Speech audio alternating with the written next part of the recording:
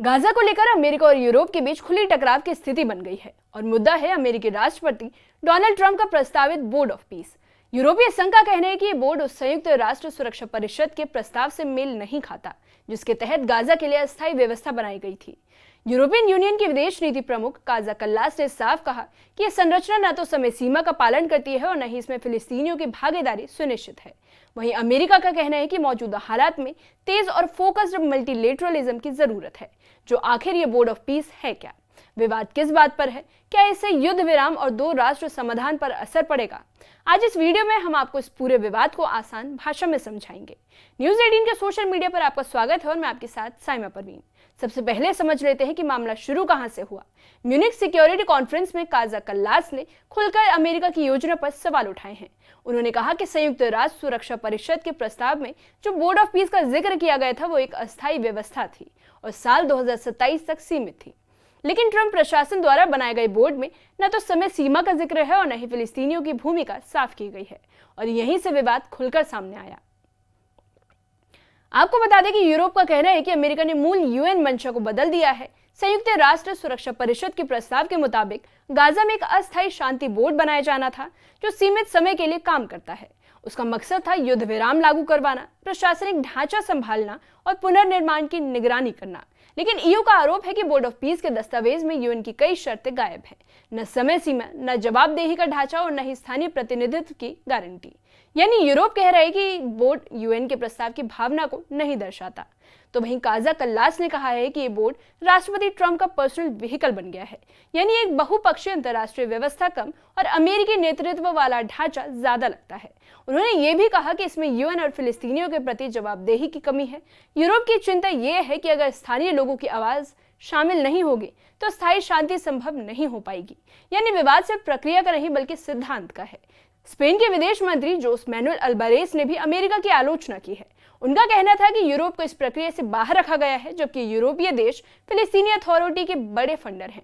Spain का तर्क है कि अगर फंडिंग यूरोप कर रहा है तो निर्णय प्रक्रिया में उसकी भागीदारी भी होनी चाहिए और ये बयान साफ दिखाता है कि अमेरिका और यूरोप के बीच विश्वास की दरार बढ़ रही है। अब बात करते हैं अमेरिका के रुख की। तो यूएन में अमेरिकी राजदूत माइक वॉल्ट्ज ने यूरोप की आलोचना को हैंड रिंगिंग बताया। उन्होंने कहा कि गाजा में मौजूदा स्थिति जहां हमास का नियंत्रण है जारी नहीं रह सकती। उन्होंने कहा कि नए बोर्ड के जरिए तेज फैसले और तेज कार्रवाई संभव होगी। अमेरिका का तर्क साफ है कि लंबी बहस से बेहतर है फोकस्ड मल्टीलेटरलिज्म। वहीं माइक वॉल्ट्ज ने यह भी बताया कि इंडोनेशिया 8000 सैनिकों के साथ एक इंटरनेशनल स्टेबलाइजेशन फोर्स में योगदान देने को तैयार है। यानी अमेरिका जमीन पर सुरक्षा व्यवस्था मजबूत करना चाहता है। वहीं कुछ देश यूएन के जरिए फंडिंग भेजने में सहज नहीं और इसलिए अमेरिका अलग ढांचा बना रहा है और यह भी विवाद का एक बड़ा कारण है। गाजा के लिए ट्रंप द्वारा नियुक्त प्रतिनिधि निकोले ने राजनीतिक विवाद से दूरी बनाई है और उन्होंने कहा कि सबसे जरूरी है humanitarian assistance, security and reconstruction. उनका बयान साफ था कि अगर तेजी नहीं दिखाई गई तो युद्ध विराम का दूसरा चरण लागू नहीं होगा बल्कि युद्ध का दूसरा चरण शुरू हो सकता है। यानी जमीन पर हालात बेहद नाजुक है। तो वहीं उन्होंने ये भी कहा कि गाजा को एक टेक्नोक्रेटिक कमेटी के तहत एकजुट करना होगा। हथियारों का डीकमीशन होना जरूरी है। इजरायली सेना की वापसी और प्रशासनिक स्थिरता के बिना पुनर्निर्माण शुरू नहीं हो सकता। यानी राजनीतिक खींचतान से ज्यादा जरूरी है जमीनी समाधान। फिलिस्तीनी नेता मुस्तफा बरगोती ने चेतावनी दे दी है कि वेस्ट बैंक की स्थिति दो राष्ट्र समाधान की उम्मीदों को कमजोर करती है। उन्होंने कहा कि सवाल सिर्फ जवाबदेही का नहीं बल्कि यह है कि दो राष्ट्र समाधान को खत्म होने से कौन रुकेगा। यानी यह विवाद भविष्य की शांति प्रक्रिया को भी प्रभावित कर सकता है।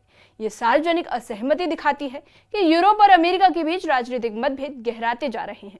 तो वहीं ट्रंप प्रशासन तेज और केंद्रीकृत ढांचा चाहता है। यूरोप बहुपक्षीय, यूएन आधारित और जवाबदेह संरचना की वकालत कर रहा है। यानी दृष्टिकोण का फर्क साफ है। यूरोप कहता है कि फिलिस्तीनी अथॉरिटी का बड़ा वित्तीय समर्थक है और अमेरिका कहता है कि कुछ देश यूएन सिस्टम के जरिए अरबों डॉलर भेजने में सहज नहीं। यानी आर्थिक और प्रशासनिक नियंत्रण भी इस विवाद की जड़ में है।